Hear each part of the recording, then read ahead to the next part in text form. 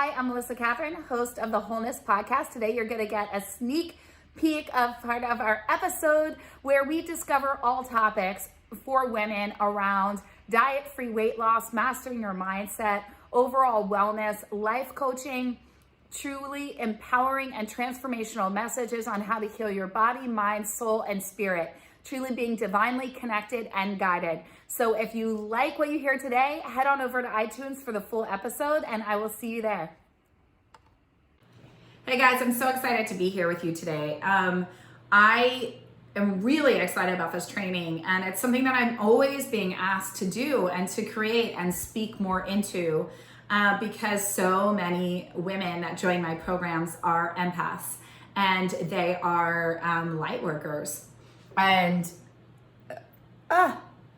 they are empaths, they are light workers, they are intuitive, and they were raised hearing things like, oh, you're so sensitive, you're so emotional. And there are a few things that I learned in my path and in my journey that I wanted to share with you today. So we're going to be talking about how to identify if you're an empath and a light worker, what that even means, how to protect yourself, and how to start to use this as a superpower versus it being something that holds you into the victim consciousness. I know that's a trigger word, and we'll go there and I'll share with you why I'm speaking into that.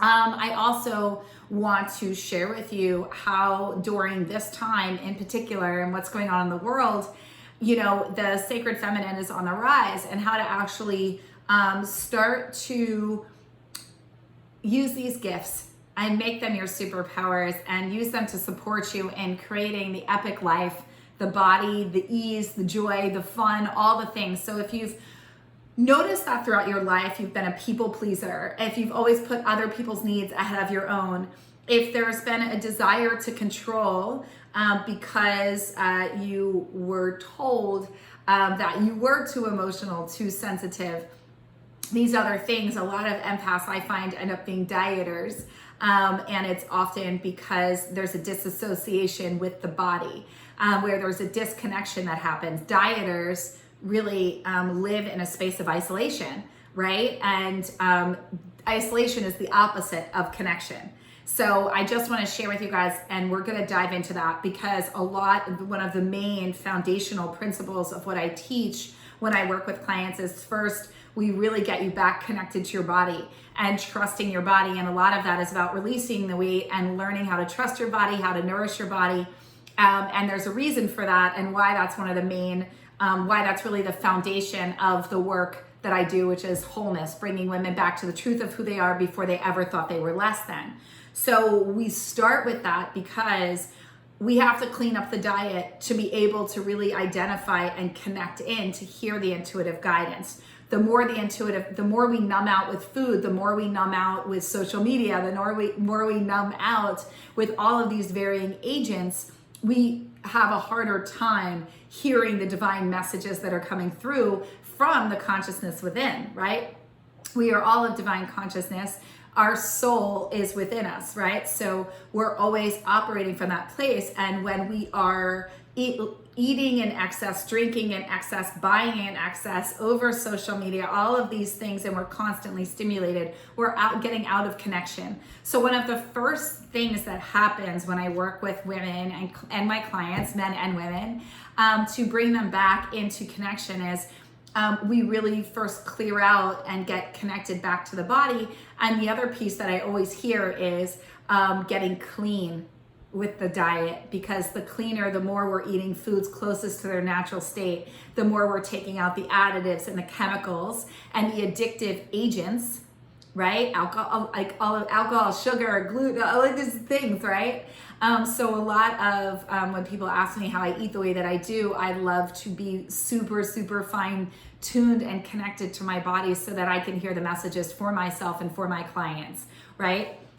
So a little bit more in terms of background with me and how this really started and how I got awakened to this was I was always divinely connected, and it actually freaked me out when I was younger.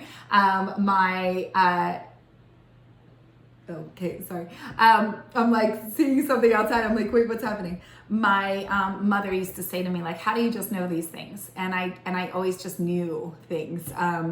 And it was kind of eerie sometimes, and I didn't really realize that it was different until I had experiences where I remember we were on a family trip. This is the one that always stands out to me the most. We were on a family trip, and this woman came outside frantic, and she was looking for her little girl, and I was just like, I just went up to her. I think I was like 9 or something, and I just went up to her and I was like, oh, your daughter's in the back, she's fine. And my mom just came up to me and was like, how did you know that? And I honestly, I didn't know. I just knew, and I didn't know how I knew, is my point. And that was like a defining thing for me, because I was just little, and I was like, I don't know. And I like went off and like did whatever, right? And I used to feel and get messages, and there were a lot of different things that would happen that I can go into on other videos, but I want to keep this, I want to make sure that I'm giving you steps to identify. So I knew these things, and there's different forms in which we can know things. There's clairsentient, we're clairvoyant, clairaudient. So you either hear things, you see things, you feel things, or you just know things. And I have a little bit of all of them, or I have a lot of all of them, but mainly I often just know. And then the next is I will hear, and I will see, yes or no, and different things, and chakra colors. Now, listen, it was not always this way. So I will also share with you that it wasn't until I got into self-development work and really connecting in that I started learning about these things. And as a young girl, I didn't know. I actually was always told, you're too sensitive, you're too emotional.